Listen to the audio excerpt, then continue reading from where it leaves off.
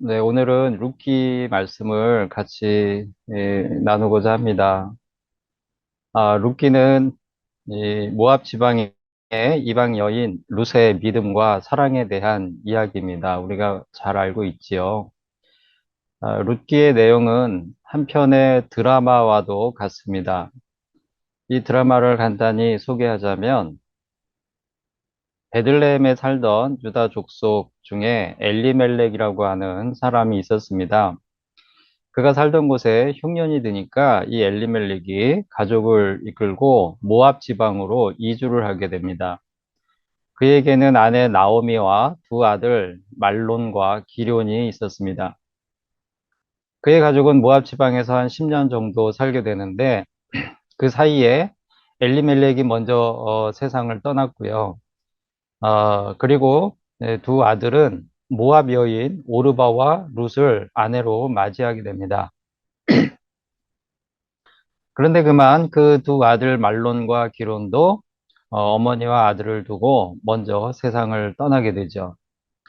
그래서 엘리멜렉의 가족은 먼저 과부가 된 시어머니 나오미, 그리고 이어 과부가 된 며느리 둘만 남게 되었습니다. 그러던 중에 나오미의 고향 땅에 하나님께서 양식을 주셨다. 흉년이 들게 했다는 소식을 나오미가 듣게 됩니다. 그리고 나오미는 이제 모압 생활을 정리하고 다시 고향으로 돌아갈 결심을 하게 되죠. 그러면서 두 며느리 오르바와 룻에게 각각 친정으로 돌아가서 새로운 남자를 만나고 재가를 해서 새로운 삶을 살아갈 것을 권면하게 됩니다. 이에 오르바는 처음에는 시어머니와 함께 하겠다고 하다가 마침내 마음을 돌이켜서 친정으로 돌아갑니다. 하지만 룻은 둘째 며느리 룻은 어머니의 백성이 나의 백성이 되고 또 어머니의 하나님이 나의 하나님이 되실 것입니다. 라고 하는 고백을 하면서 시어머니 나오미를 따라서 베들레헴에까지 오게 됩니다. 베들레헴에 돌아왔지만 과부 신세인 나오미와 룻은 사실 살 길이 막막한 그런 처지였지요. 그런데 때마침 볼이 추수를 시작할 시기였기 때문에 룻은 시어머니를 복양하기 위해서 보리를 추수할 때 떨어지는 이삭을 주우러 보리밭으로 나가게 됩니다. 하나님은 이스라엘 백성들에게 율법을 주실 때 가난한 사람들을 위해서 추수할 때 밭 모퉁이까지는 다 베지 말아라. 그리고 떨어진 것을 어, 이 배다가 떨어진 것을 줍지 말고 이제 단을 묶지 않겠습니까? 그때 떨어진 것들을 줍지 말고 그냥 남겨두라. 왜냐하면 가난한 사람들이 와서 주어서 그것으로 양식을 삼을 수 있게 그렇게 해라. 이런 말씀을 주셨습니다. 그래서 룻은 그렇게 남겨진 것들을 주워다가 양식으로 삼기 위해서 밭으로 나간 것이죠. 그런데 룻이 나간 밭은 우연히 보아스라고 하는 사람이 소유한 그 밭으로 나가게 됩니다. 이 보아스라는 사람은 나오미의 남편 엘리멜렉의 친족이었습니다. 친족이면서도 그 지역의 유력한 가문의 한 사람이다라고 룻기는 소개하고 있습니다. 룻이 그의 밭으로 간 것은 하나님의 인도하심이 있었기 때문이었던 것 같습니다. 보아스는 처음 보는 여인에 대해서 자신이 부리는 사람들에게 도대체 저 여인이 누구냐 이렇게 물어보게 되고요. 그리고 그들은 그 여인이 모압 지방에서 시어머니 나오미를 따라온 모압 출신의 이방 여인이라고 알려줍니다. 그런데 이 보아스는 이미 이 나오미가 돌아왔다는 소식, 그리고 그에게 며느리 룻이 같이 그와 동행했다는 소식, 그 다음에 나오미와 룻이 모압에서 어떤 삶을 살다가 오게 되었는지, 그들이 그 남편을 잃고 왔다는 것들, 뭐 이런 이야기들을, 그런 이야기들이 이미 동네에 소문이 돌았고요. 그 이야기가 보아스에게까지 들려왔던 터였습니다. 그래서 모압 여인이라고 할 때 보아스는 아, 저 여인이 루시구나라고 하는 것을 알아채게 되죠. 그래서 루텍에 자기가 부리는 사람들에게 말하길 루sek에 잘 해주기를 친절을 베풀고 또 힘들 때는 물을 마음껏 마실 수 있게 해주라 이렇게 당부를 합니다. 이것을 알게 된 룻이 이방 여인인 이스라엘 동족도 아니고 이방 여인인 자신에게 왜 이런 은혜를 베풉니까? 이렇게 물어보게 되죠. 이 상황에서 보아스와 룻이 나눈 이 대화 내용이 우리가 방금 읽은 이 본문 말씀이 되겠습니다. 룻의 이 질문에 보아스는 답합니다. 내 남편이 죽은 후로 내가 시어머니에게 행한 모든 것과 내 부모와 고국을 떠나 전에 알지 못하던 백성에게로 온 일이 내게 분명히 알려졌느니라. 여호와께서 내가 행한 일에 보답하시기를 원하며 이스라엘의 하나님 여호와께서 그의 날개 아래에 보호를 받으러 온 내게 온전한 상 주시기를 원하노라. 이렇게 룻에게 말해주고 있습니다. 사실 보아스의 이 말은 그의 입을 통하여 룻에게 주시는 하나님의 말씀과 다름없었습니다. 하나님은 룻이 행한 일에 보답하시고 상을 주시기를 원하셨던 것입니다. 이 룻이 행한 일은 그것은 사람과 하나님께 대한 그러한 신실함을 보여준 그러한 일이었습니다. 룻은 비록 과부이지만 아직 젊었기 때문에 얼마든지 새 출발의 기회가 있었습니다. 그리고 마침 시어머니도 친정으로 돌아가서 새로운 남편을 만나서 재가를 하라는 그런 기회를 주었죠. 그러니까 마음만 먹으면 얼마든지 남편을 만나고 새로운 남편을 만나고 다시 재혼을 해서 행복한 삶을 또 경제적으로 의지할 수 있는 그런 삶을 살아갈 수 있었지만 하지만 룻은 가족이 된 시어머니에 대한 도리를 다하기 위해서 자신의 자신을 희생해서 기꺼이 모압 지방에서 베들레헴까지 시어머니와 동행하기를 마다하지 않았습니다.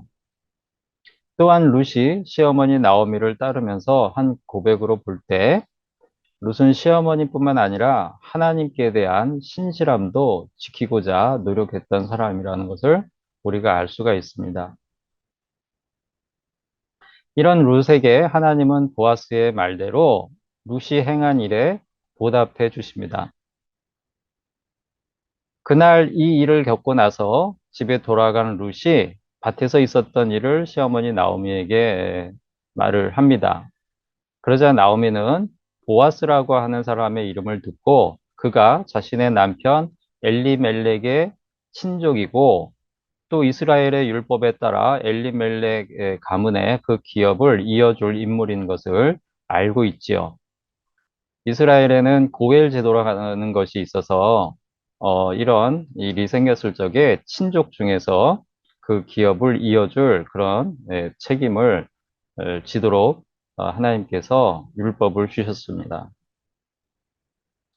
그래서 나오미는 룻에게 말하길 이제 다른 밭으로 가지 말고 추수가 끝날 때까지 보아스의 밭에서 이삭을 줍기를 당부합니다. 이에 룻은 시어머니의 말에 따랐고 추수가 끝나고 보아스가 곡식의 나달들을 골라내는 까부른다 그러죠. 그 작업을 하기 위해서 타작마당에 머물게 되는데 그때 룻이 단장을 하고 가서 보아스에게 자신의 가문의 기업을 이어주길, 자신을 아내로 삼아서 자신의 가문의 기업을 이어주기를 부탁을 하게 됩니다. 그러자 보아스는 기꺼이 그 책임을 다하겠다고 이야기를 하는데, 그런데 한 가지 문제가 있었습니다. 그게 뭐냐면, 보아스보다도 더 가까운 친족이 한 사람 있었거든요. 그래서 그가 먼저 그 기업을 이어줄 의사를 밝히면 보아스는 그 책임을 본인이 맞지 못하게 됩니다. 하고 싶어도 못하게 되는 거죠. 그래서 이 보아스는 그 유대 장로들을 모아놓고 그리고 그 가까운 친족을 데려다가 먼저 의사를 물어봅니다. 그러니까 일정한 절차를 밟아서 일을 진행을 하는 거죠. 근데 마침 그가 처음에는 자신이 그 기업을 이어주겠다, 기업을 무르게 하겠다, 그렇게 했다가 보아스가 그러면 룻이라고 하는 여인을 책임져야 된다, 이렇게 이야기를 하니까 그러면 나는 못하겠다, 이렇게 거부를 하게 됩니다. 그래서 마침 이제 보아스에게 차례가 다가왔고 보아스가 그 기업을 무르는 일을 그 책임을 다하게 돼서 어, 룻과도 결혼을 하고 또 그 나오미를 또 모시고 이렇게 하게 되는 것이죠. 이렇게 룻의 불행이 끝나고 또 행복이 시작되는 이러한 인생의 뜻밖의 반전이 룻에게 선물로 주어지게 됩니다. 이 이야기 속에서 우리는 몇 가지 교훈을 얻게 되지요. 남편과 두 아들을 잃은 슬픔 속에서도 두 며느리의 인생을 먼저 걱정해주는 시어머니 나오미의 이 따뜻한 인간미가 보이고요. 또 그런 시어머니에 대한 도리를 다함으로써 사람과 하나님을 정성을 다해 섬기려고 하는 룻이라고 하는 이방 여인의 신실함을 우리가 또 배우게 됩니다.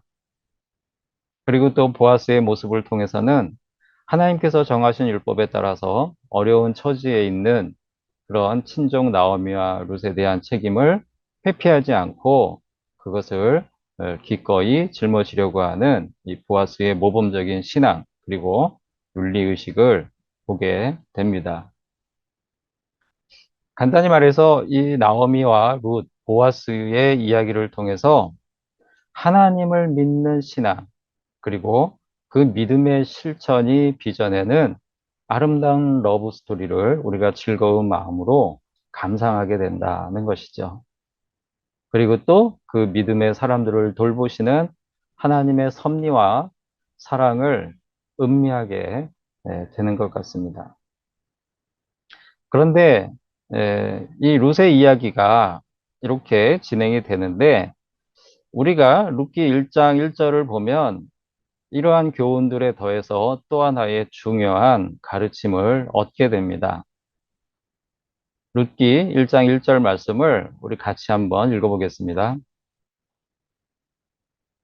사사들이 치리하던 때에 그 땅에 흉년이 드니라. 유다 베들레헴에 한 사람이 그의 아내와 두 아들을 데리고 모압 지방에 가서 거류하였는데 네, 이 말씀은 이제 엘리멜렉이 이 흉년이 그 베들레헴에 흉년이 들어서 모압 지방으로 가게 됐다라고 하는 내용을 소개하고 있는데요. 그 앞에 그때가 언제냐, 시대적인 배경이 어떻게 되느냐를 설명하는 그런 표현이 나옵니다. 그게 뭐죠? 사사들이 치리하던 때에 바로 이 룻의 이야기는요. 사사들이 치리하던 때, 즉 사사기, 우리 이 룻기 바로 앞에 있는 사사기가 기록하고 있는 그 시대에 일어난 일이다라고 하는 겁니다. 우리가 이 사사기가 어떤 시대인지를 비교해서 이 룻기를 보게 되면 또 다른 중요한 교훈을 얻게 되는 것 같아요. 이 사사들이 치리하던 때, 이때는 사사기를 읽어보면 자세히 알 수가 있겠죠. 우리가 사사기를 생각하면 우리 쉽게 떠오르는 사사들이 있습니다. 누가 있죠? 삼손이 있고요. 또 기드온이 있고요. 또 드보라와 같은 이런 사사들이 있죠. 사사기에는 12명의 사사가 소개가 되는데 그중에 특별히 6명의 사사들이 했었던 일들을 자세히 기록을 하고 있습니다. 그런데 사실 이 사사기는 이와 같은 그러니까 이런 영웅들의 이야기를 다루는 게 주 목적이 아니고요. 사실 사사기는 이스라엘 민족의 실패를 기록한 하나님의 말씀입니다. 실패도 그냥 실패가 아닌 아주 참혹하고 절망적인 결과에 다다른 선택받은 민족 이스라엘의 실패를 보여주고 있습니다. 루세 이야기가 바로 그런 시대를 배경으로 한다는 것은 나오미와 룻, 보아스의 이야기가 이 절망의 시대를 비추는 하나님의 희망의 메시지라고 하는 것을 우리로 하여금 깨닫게 해주는 것이죠.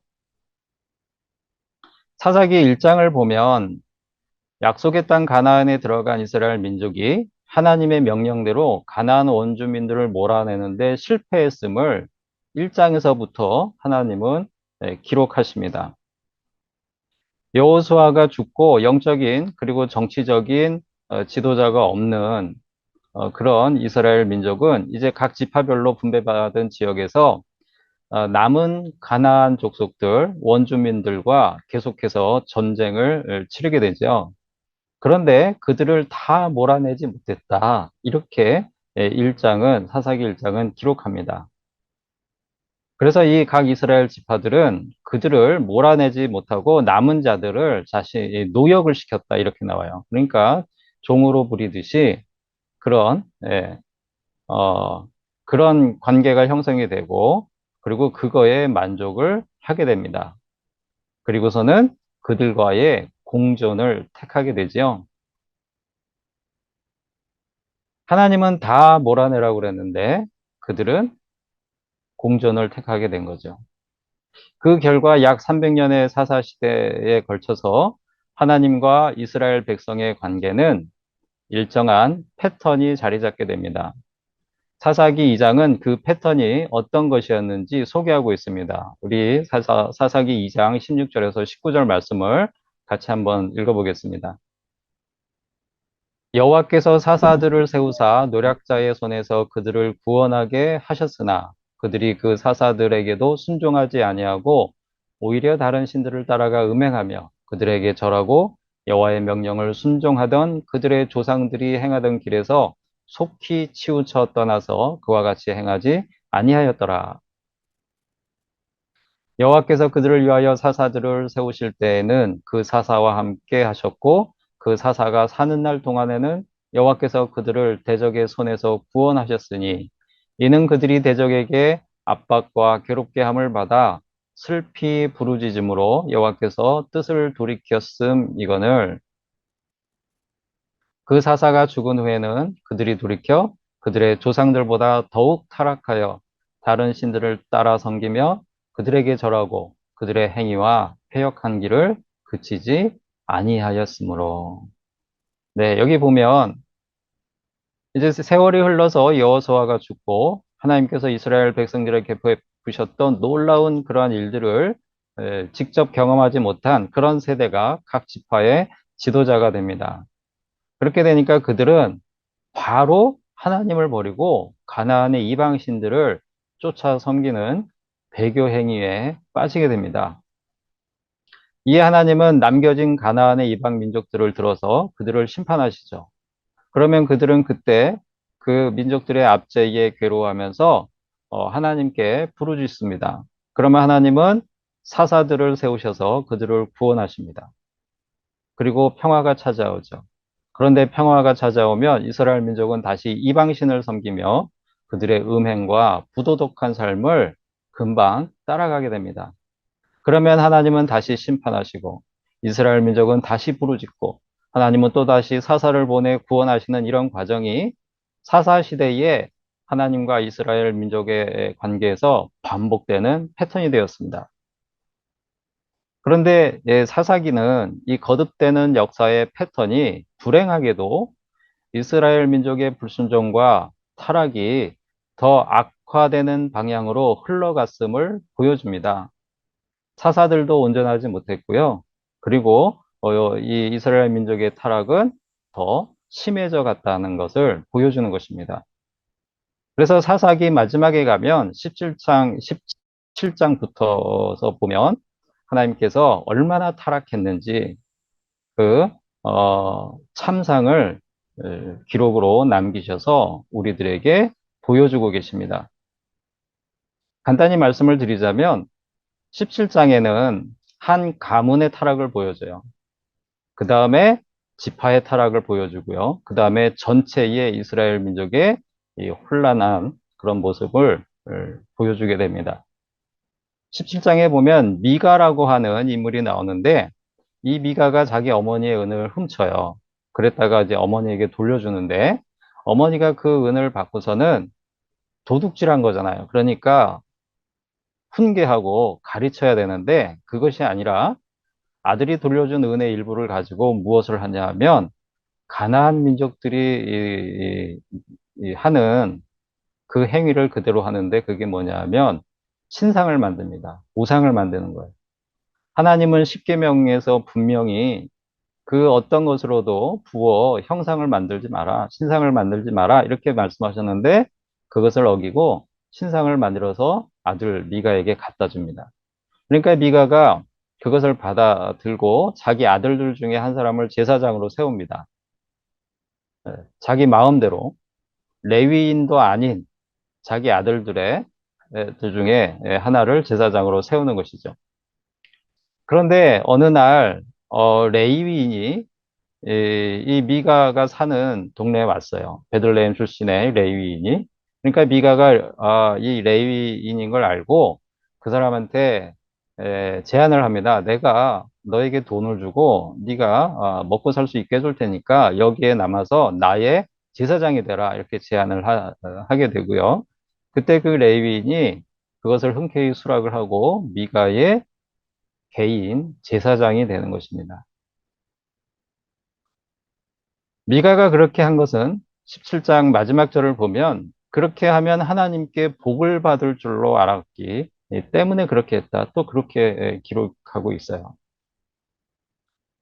또 이어지는 이 18장에 가보면 이제 단지파 이야기가 미가와 함께 아울러서 나오는데 단지파가 분배받은 땅을 차지하지 못합니다. 그래서 정탐꾼을 뽑아가지고 자기들이 정착할 땅을 이렇게 찾아보게 하는데 이 5명의 정탐꾼이 미가의 집에 왔다가 레위인을 봐요. 그리고 그 신상을 보게 됩니다.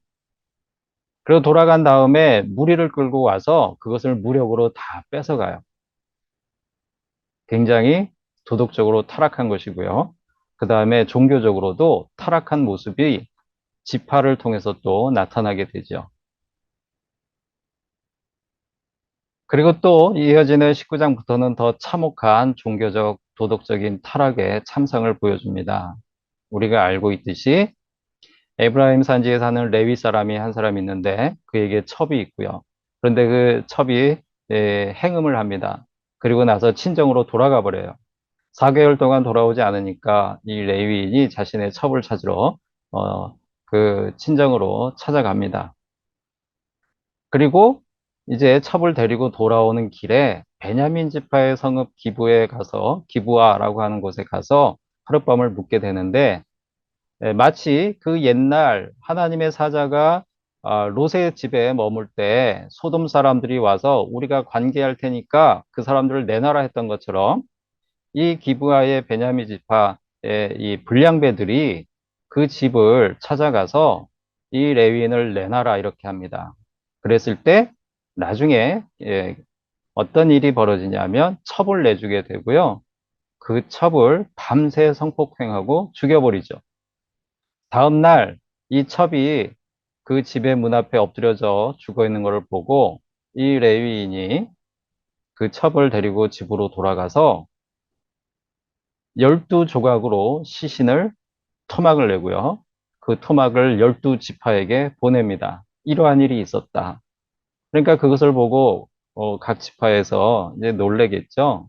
네, 어떻게 이런 일이 있을 수 있느냐. 그래서 결국에는 이 나머지 지파들이 연합군을 꾸리고 베냐민 지파와 전쟁을 하죠. 동족 상잔의 비극으로 이 타락이 이어진 것입니다. 이러한 종교적, 도덕적 타락에 대해서 사사기는 무엇이라고 하냐면 그들이 그때의 왕이 없으므로 자기 소견에 옳은 대로 행하였기 때문이다 라고 평가하고 있습니다. 사사기 17장 6절 그리고 21장 25절 말씀을 우리 같이 읽어보겠습니다. 그때에는 이스라엘에 왕이 없었으므로 사람마다 자기 소견에 옳은 대로 행하였더라.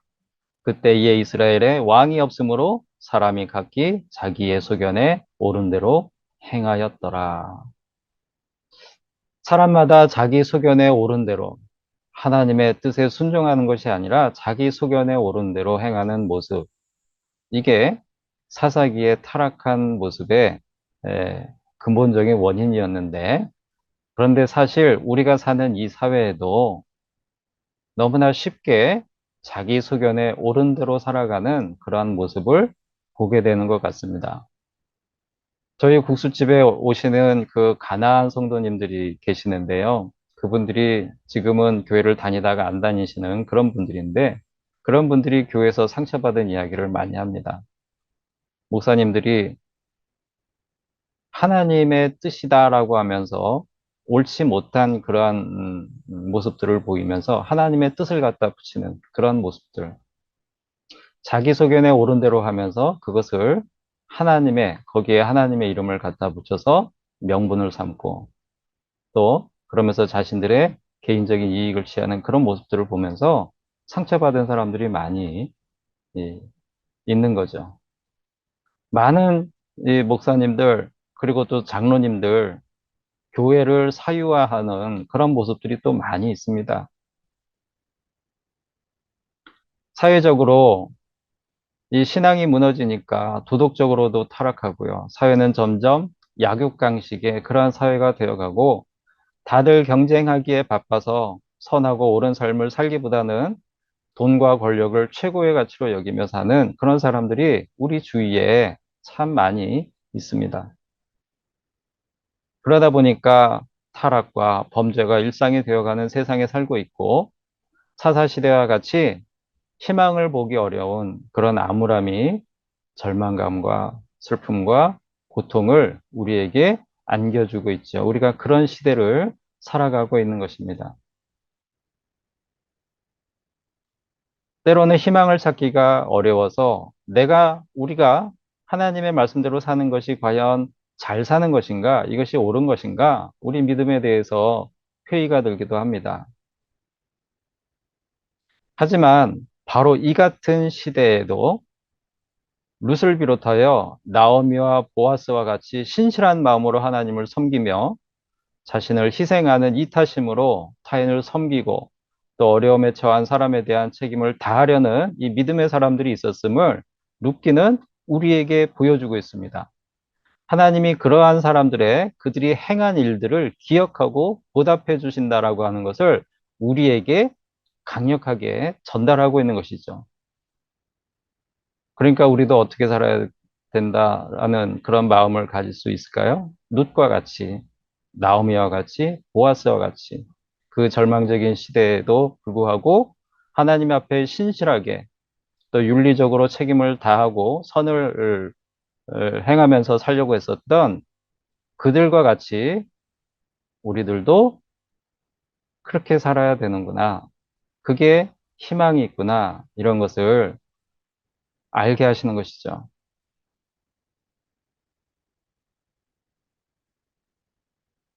변함없이 세상의 주권자로서 어두운 시대에도 하나님께서 준비하신 모든 계획들을 신실한 하나님의 백성들을 통하여 한치의 오차도 없이 진행하고 계신 그 하나님의 모습을 우리가 또 보게 되는 것입니다. 그 희망은 그런데 룻의 행복에만 머물지 않습니다. 그 희망을 메시아의 계보로 이어가시는 하나님의 놀라운 역사를 우리가 또 보게 되는데요. 룻기 4장 13절에서 17절 말씀을 한번 읽어보겠습니다. 이에 보아스가 룻을 맞이하여 아내로 삼고 그에게 들어갔더니 여호와께서 그에게 임신하게 하심으로 그가 아들을 낳은지라. 여인들이 나오미에게 이르되 찬송할지로다. 여호와께서 오늘 내게 기업물을 자가 없게 하지 아니하셨도다. 이 아이의 이름이 이스라엘 중에 유명하게 되기를 원하노라.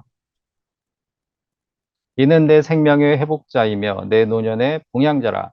곧 너를 사랑하며 일곱 아들보다 귀한 내 며느리가 낳은 자로다 하니라.